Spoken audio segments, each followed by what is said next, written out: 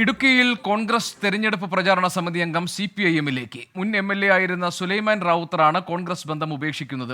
രാഹുൽ വിജയൻ ഇടുക്കിയിൽ നിന്ന് വിവരങ്ങൾ നൽകാറുണ്ട്. രാഹുൽ, എന്താണ് ഈ കൂടുമാറ്റത്തിന് കാരണം?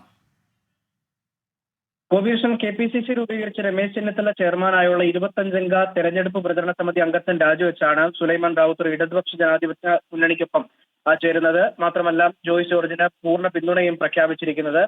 കുറെ നാളുകളായി പാർട്ടിയുമായി അടുത്തു തന്നെയായിരുന്നു. യാതൊരു തരത്തിലുള്ള അകൽച്ചയും ഇതുവരെ സുലൈമാൻ റാവുത്തറും പാർട്ടിയുമായി ഉണ്ടായതായിട്ടുള്ള വിവരങ്ങൾ ഇടുക്കിയിലെ പാർട്ടി പ്രവർത്തകർക്ക് ആർക്കും തന്നെ അറിയില്ല. അപ്രതീക്ഷിതമായിട്ടാണ് ഇങ്ങനെ ഒരു നീക്കം ഉണ്ടായിരിക്കുന്നത്.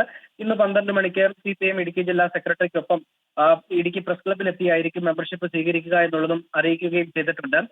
നേരത്തെ ഈ S രാജേന്ദ്രൻ BJP-യിലേക്ക് എന്നുള്ള പ്രചരണം കോൺഗ്രസ് ഉൾപ്പെടെ സജീവ ചർച്ചയാക്കിയിരുന്നു.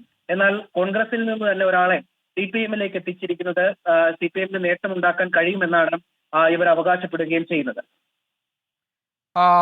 ഇതിൽ കോൺഗ്രസ് നേതൃത്വം ഏതെങ്കിലും തരത്തിലുള്ള പ്രതികരണം നടത്തിയിട്ടുണ്ടോ?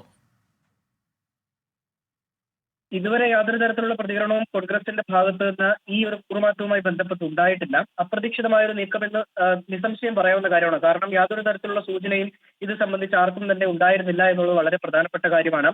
KSU പ്രവർത്തനത്തിൽ തുടങ്ങിയതാണ് ഈ സുലൈമാൻ റാവുത്തറിന്റെ രാഷ്ട്രീയ പ്രവർത്തനം. ഇടക്കാലത്ത് വെച്ച് JDS-ലേക്ക് പോയി. JDS-ൽ നിൽക്കുമ്പോഴാണ് ഇടുക്കി നിയമസഭാ മണ്ഡലത്തിൽ മത്സരിച്ച് വിജയിക്കുകയും ചെയ്തത്. പിന്നീട് 2001-ൽ റീഷ്യാസിനോട് പരാജയപ്പെട്ടതോടുകൂടി വീണ്ടും കോൺഗ്രസ് പാളയത്തിലേക്ക് തിരിച്ചെത്തുകയായിരുന്നു.